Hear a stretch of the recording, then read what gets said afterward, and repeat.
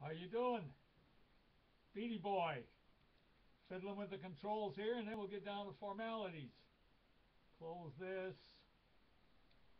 Yes, we are doing our best to get back to the old studio layout. If I can get the camera to sit steady. And what else can I say? Probably had it better at the beginning. Well, we want to see Queen Victoria in here. Well, I still don't have an administrative assistant. It's no wonder we don't get donations when we've got such an amateur setup as this. British People's League fiddling at the camera. And no, I do not edit. I'm not interested in editing. It takes a long time to set this stuff up. And hey, how are you today? Your eyes blurry yet? Because mine are getting blurry with fiddling with this damn thing. Okay, well, you got the Union Jack on my head. We may not see the Union Jack as clear on the good old red ensign. Sorry about that, folks. I do apologize. But again, I don't apologize about not editing. Hey, it's the British People's League. Dinosaur News. Dinosaur News, British People's League. This YouTube is brought to you by the BPL, the British People's League. So, Beattie, when are you going to say something worthwhile rather than just your usual crying at the beginning of the YouTubes? Well, first off, worthwhile is our good pals, Partners in Patriotism, PIP, in Britain, the motherland. So their latest edition has been received worldwide by now. Candor. See if we get the camera going here. Issue number 857, February 2015. To serve as a link between Britons all over the world in protest against the surrender of their world heritage. So there's Dave Yorkshire on the front cover of the Marconi scandal. It's heavy-duty stuff, folks. Really researched out. Valuable subscriptions. So I recommend you get in touch at Candor, C-A-N-D-O-U-R, candor.org.uk. And by the way, today is February 28th. I guess that makes it the last day of February this year. Another great article in the current issue of Candor magazine, Fragments of Empire by Rob Black, British Antarctic Territory. And I didn't know about that. They're miles ahead of the British People's League on the historical data, the Candor people. Thank God they're out there to give the facts. Rather than my rambling, which I'm accused of rambling. Well, if you don't like the rambling, don't click in. How's that? Simple, Jim? Anyway, there's a great magazine, Candor. Tops. One more time, Candor, C-A-N-D-O-U-R, candor.org.uk. Exciting articles, in-depth articles. So here we are today. The main focus today is a court victory for freedom of speech in Canada on the internet. A couple, Fourniers is their name, in Eastern Ontario, have ran for years a terrific conservative website, Free Dominion. Free Dominion. And over the years, this controversy, as many who have ran websites know, and especially on forums, and that's why this boy does not have a forum. I couldn't cope with the screwballs and the trollers out there. But the Free Dominion people handled it well for years. They managed to present solid, concrete argumentation in favor of our history, our French-Canadian history, British-Canadian history, and our British People's League spread throughout the globe. We do get the odd commenter pleased to hear about this working together as we must. We've got a lot of fine heroes in our tradition of French-Canadian descent, Fourniers. So the Fourniers word sword fight over the years with some key intellectual types on the other side of the camp, shall we say. So the other side of the camp brought a lawsuit. Now, they had to go through the lawsuit approach, the enemies of our peoples, because of the Harper government successfully striking down Section 13 government bill last year. Steady listeners are aware. Section 13, you couldn't criticize any group or anyone on the internet without possibly being charged by the Human Rights Commission and costing thousands of dollars, etc. That got knocked off the books by the Harper government. Erwin Kotler, a spokesman, has a seat in Montreal. And Trudeau, old Pierre Trudeau, passed away, his old riding. And this Kotler fought it tooth and nail. It was a vicious fight in the House of Commons. And Kotler happens to be a Jewish persuasion, so don't tell me that the Harper government is controlled by Jews. Stephen Harper is a free thinker, and they do a good job. There's a lot they do I don't like.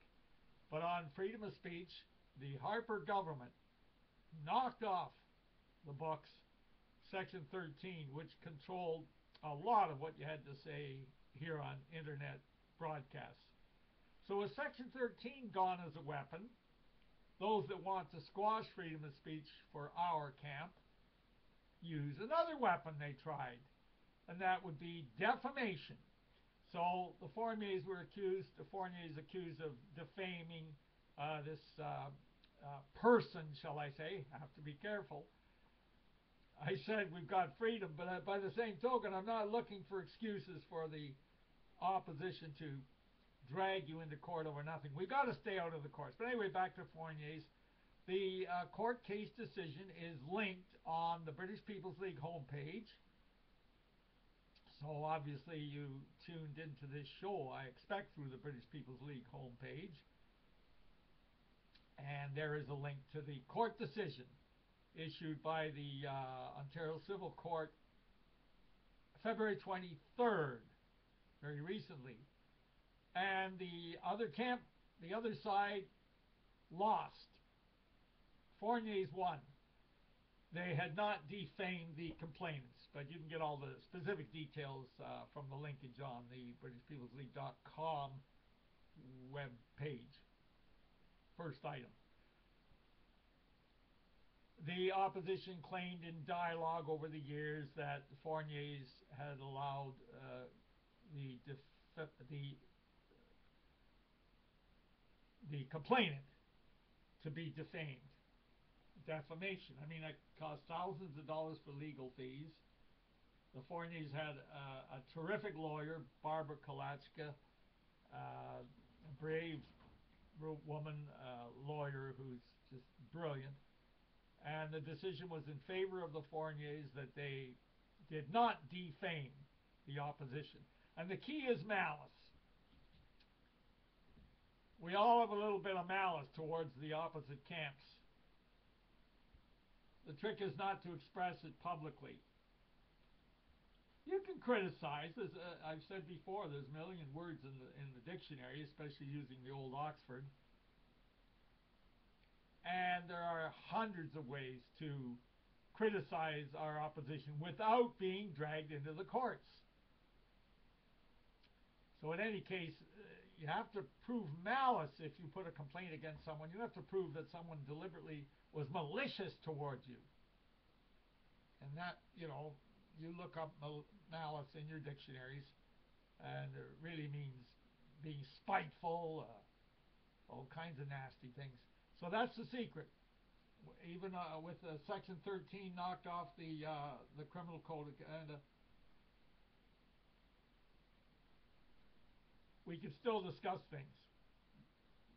Now, speaking of Criminal Code of Canada, the main heavyweight on the hate law is still there, which means you can't preach genocide, open genocide, to have, a people or a group killed. Well, I almost agree with that. I don't like the way they got the hate law in the books. I was used as an idiot when I was very young. not knowing the consequences. So the hate laws stifle a lot of free speech, but on the other hand, you know, it stops crazies from talking about killing people. Now, those of British stock, well, around the globe, we're being outbred, we're being outmaneuvered. Our tribe, it's almost a form of silent genocide. But let's face it, it's not the same as calling for the killing of a people openly. Although there's been some American commentators in the opposite camp who have openly said that get rid of the white race, period, all the white people. But anyway, if you want some legal, intricate thoughts for the day, you click into the court decision on the Fournier matter. Now, the judge may have declared that the Fourniers did not commit defamation of character on the opposition. However, the costs were left with each side to pay their own costs, so that hurt the Fourniers badly. I'm not exactly sure how you get in touch with their. If you go freedominion.ca, I believe their webpage was frozen during all this court case crap. But somehow or other, you could figure out a way to figure out how to donate to the Fourniers. It costs them thousands of dollars. I mean, I cry the blues for what it costs Beattie here with the cold winter and the oil bill, but at least I'm not facing thousands, and I've avoided court. I've avoided, being charged with defamation even during the heyday of the witches trials of the Human Wrongs Commission. They didn't get this boy dragged in, and I still talk strong language. People get my meaning.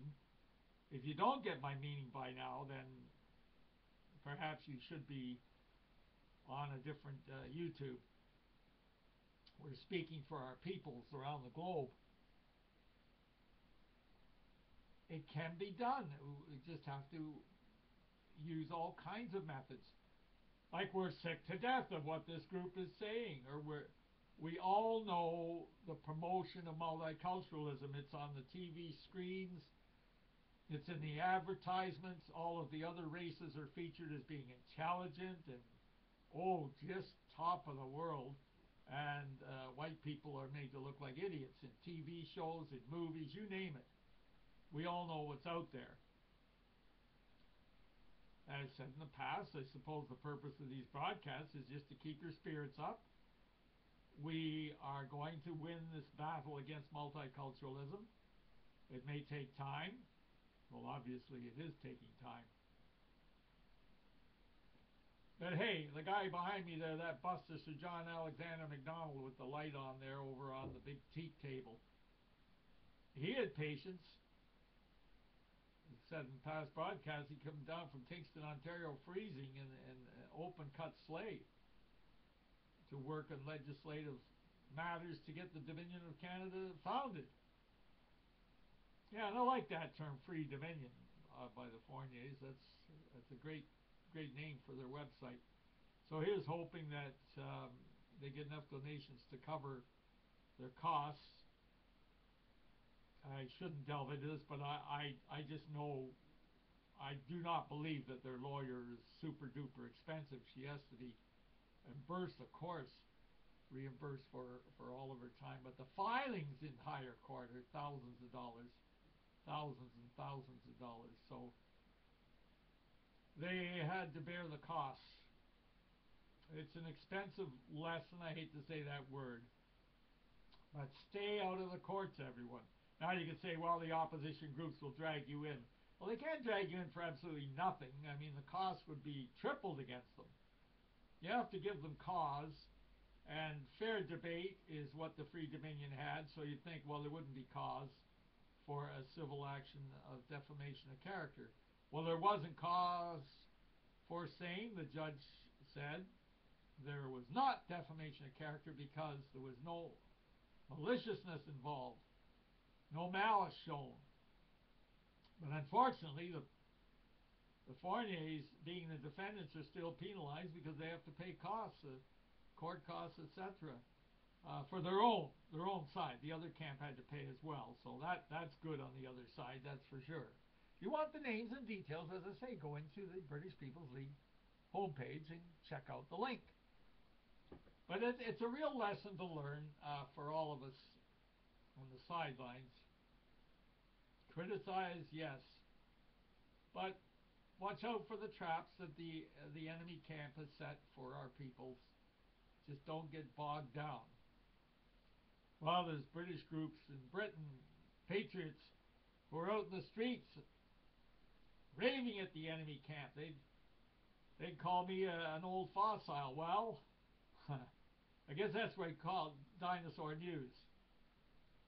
I guess I could get out there in the picket lines, but we don't have group people doing it here in Canada, do we? And read the editorials underneath the Fournier matter, and you will see about our cell structure, legal cell structure, with the government of Canada and all the Western countries passing anti-terror laws. You hear of a cell, you think, oh, terrorists, excuse me. God save the Queen, we're as legal as can be. When I talk cell structure, we're talking people who have jobs, etc., who don't wish to be focused by the public news media and hassled. So you form a quiet, secret cell, legal, of 3 people or more. The description and the details, again, are on the website. Well, what's the purpose of the cells, John? Well, the purpose is to avoid being smeared in the press that you dare to speak up for our peoples, for our British roots, our British history, our British Canadian ancestry, and our friends in Australia, New Zealand, the Falkland Islanders, Gibraltar. That's our history. And I have taken the arrows. I have taken the heat. I am taking the arrows. I am taking the heat, as are a few in Canada and Britain, the motherland. Well, the larger the population, the more hope there's some leadership, but of course the immigration, third world immigration, etc., is just swamping us. So that's the scoop. The Fournier case. Have a good read on it. And again, congratulations to Candor for such a beautiful, brilliant, power-packed magazine for our peoples. Thank you for people keeping in touch. The printer's out of ink and it costs $100, so it took a while to reply to a few letters recently. It was a great day, that was, trying to reply. I was pumping out an old letterhead from old documentation, and it froze up the computer. It was a great day. So it may look, as I've said in the past, easy, just me sitting in a chair yapping, but believe me, sticking your neck out for our peoples, I'm honored to do it, but it's no picnic. And there are others out there. Even my my ring sweater today, an Ottawa secret cell people donated to poor old Beattie. They didn't want him freezing to death. It's still cool, but I've set the whole setup back up against one of the main windows. I just couldn't stand looking at the wall behind the computer any longer, so it's supposed to warm up a bit this week. It's been a hell of a winter for all of us in Canada, that's for sure. Okay, well, remember your history, your British roots, your British history. And if you'd like to get in touch with certain groups in the United Kingdom, I'm sure Candor would put you in touch. As a matter of fact, they have a lot of ads in Candor. Holy smokes, oh boy, here it is. 1, 2, 3, 4, 5. Gads, there must be about 10 or 12 different groups who advertise in Candor, so have a look there if that's what you want to do. Okay, looks like time is nearly up. I got my twitchy right hand on the recording button. Thanks for tuning in. Talk at you next time.